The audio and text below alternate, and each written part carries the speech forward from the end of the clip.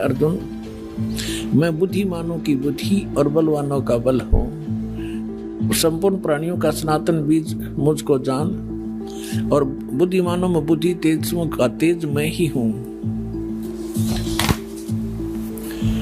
और 11वें में क्या कहा है कि हे भरत श्रेष्ठ, मैं बलवानों का आसक्ति और कामना से रहित बल अर्थात सामर्थ्य हूँ। कहने का भाव ये है कि मैं बलवानों का बल और बुद्धिमानों की बुद्धि इनकी मेरे हाथ में है।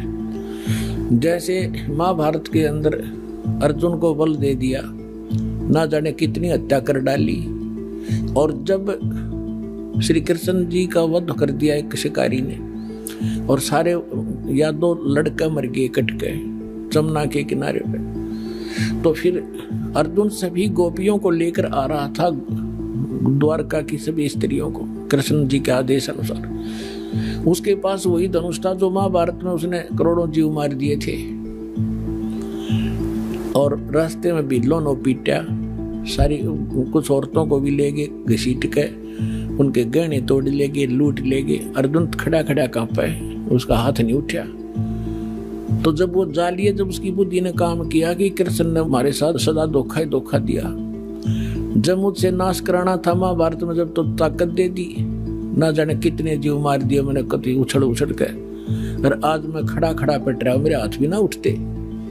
तो यहाँ परमात्मा कहता है तुमने नंबर गलत मिला रखा है, तुम श्री कृष्ण को दोष दे रहे हो। श्री कृष्ण दोष ये नहीं था, ये काल है सारा जड़, इस बीमारी की जड़ ये काल है, ये करवा रहे। ये खुद कहता है बुद्धिमानों की बुद्धि और बलवानों का बल मैं हूं। श्री रामचंद्र जी की सीता उठी विष्णु जी की, अब उसने खुद नहीं मालूम सीता ने कौन उठा ले गया, बुद्धि ऑफ कर दी।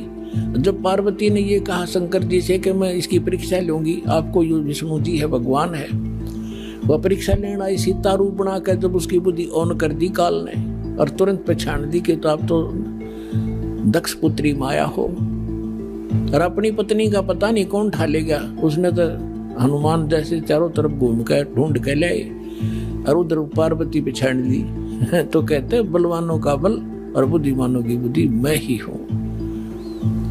अब ये है निष्कर्ष इस गीता जी के ज्ञान का। ये मारा करते सट्टे गीता जी का सार, तू क्या लाया था, तू अजन्मा है, जीव तो मरता ही नहीं, बस ये सार है।